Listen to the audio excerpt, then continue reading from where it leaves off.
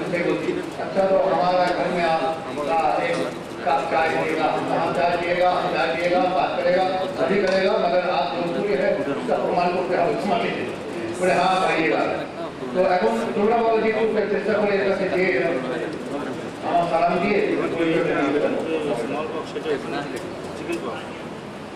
लोग बोला देखिए कि অনেক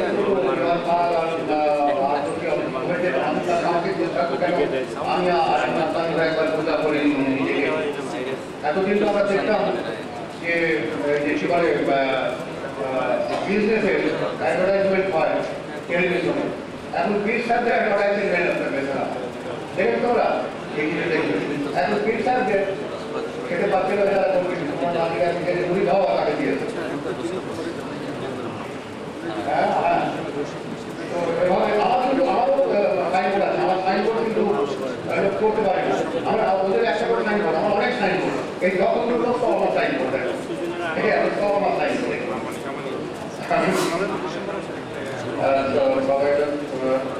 আচ্ছা এর নামটা তো শুনে দেখো না,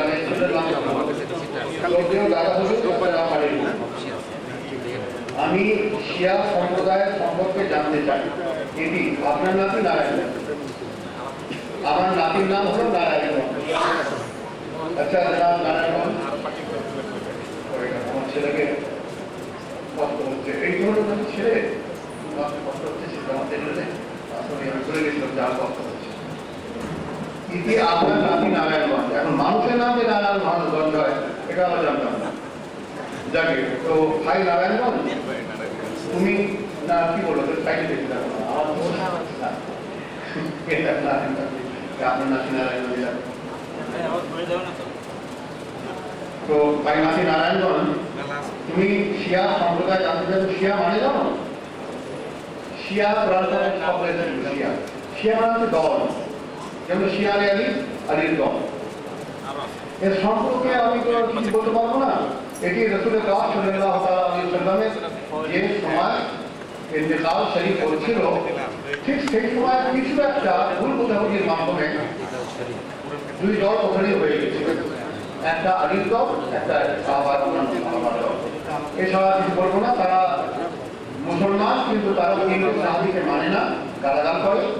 হযরত আবু বকর সিদ্দিক, হযরত উসমান গনি, হযরত ফারুক আযম রাদিয়াল্লাহু তাআলা আনহুম এদেরকে তারা গালাগাল করে। এর জন্য তারা আমাদের ইসলামী ভাইদের মধ্যে তাদেরকে আমরা নিতে পারি না, কারণ রাসূল পাক সাল্লাল্লাহু আলাইহি ওয়াসাল্লাম সাহাবায়ে কেরামদের কথা বলে গেছেন যে যারা আমাকে দেখতে চায় বা আমার সাথে যারা চলতে চায় তারা যেন আমাদের এই সাহাবীদের অনুকরণ করে। সাহাবী কানুলুম বেআইনি ব্যক্তি দেখুন এই সাহাবীরা তারা অন্তর্ভুক্ত, যারা এদের করতে পারে না তাদেরকে, তারা এখন মুসলমান কিনা আমি বিচার করতে পারবো না, কোনো কথা বলতে পারবো না। তবে আমি আমার ভাই বলে ইনসান হিসাবে আমি শ্রদ্ধা করবো, কিন্তু ইসলাম হিসাবে তাদেরকে আমি শ্রদ্ধা করতে পারবো না, কারণ কিন্তু সাহাবীকে এরা মানে না। যেহেতু কোরআন পাকের মধ্যে 4টে সাহাবীর প্রশংসা এসেছে সূরা ফাতিহার ভিতরে, এটা হলো জনাব শফিউল ইসলাম মধ্যমণিপুর থেকে। তুমি প্রশ্ন করেছো যে আসসালামু আলাইকুম রাহমাতুল্লাহ, আমার প্রথম প্রশ্ন, উযু করার পূর্বে কিংবা উযুর শেষে পুনরায় এক বা একাধিক বা উযুর অঙ্গে পানি না ঢেলে পানি ঢাললে কি উযু নষ্ট হয়ে যায়? আমি আবার বলি, কারণ আমি তো আবার খুব বাংলা পিএইচডি জানতো, বাংলা খুব ভালো বুঝি। উযু করার পূর্বে আগে না কিংবা উযু করার শেষে পুনরায় এক বা একাধিক বা উযুর অঙ্গে পানি ঢাললে কি উযু নষ্ট হয়ে যায় কিনা? উযু নষ্ট হবে না, কখনো উযু নষ্ট হবে না। যদি একবার বা 1000 বার পানি ঢালা হয় নষ্ট হবে না। সুন্নত যেটা হচ্ছে 3 বার বা 5 বার বা 1 বার, যেটাকে বেজোগ বা কাজ বলা হয়েছে। কিন্তু এর বেশি যদি কেউ ঢালা হয় তাহলে নষ্ট হবে না।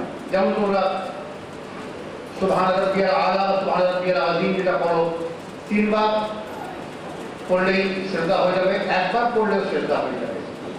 একবার বা 3 বার বা একাধিকবার, 7 বার, 9 বার, 11 বার, 1000 বার পড়ে যাও না, তোমার শ্রদ্ধা হবে, এর মধ্যে কোনো নষ্ট হবে না।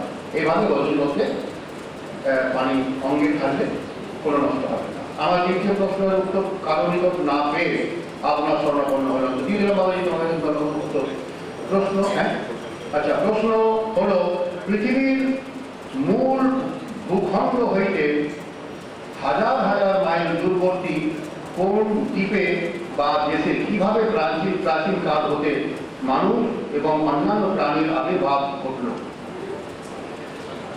এখানে কোন দ্বীপের তুমি তো নাম নাওনি, যার জন্য আমি ঠিক সঠিক বলতে পারছি না। তবে দ্বীপের সেখানে যে মানুষের আবির্ভাব সেখানে ঘটল পরে। প্রথমে কীট পতঙ্গ, যাকে ক্রিপিং ক্রিচার বলা হয়, বাংলা জানি না, মানে একটা বাংলা আছে কি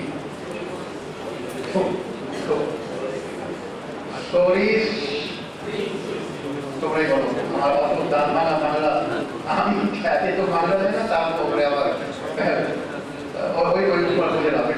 মুখে ভর দিয়ে চলে। রেঙ্গে वाला জানো, রেঙ্গে वाला আমরা উর্দুতে বলি রেঙ্গে वाली। তো রেঙ্গে মানে হলো ওই যে বুকে ভর দিয়ে চলে, যেমন কেঁচো, সাপ, এভাবে।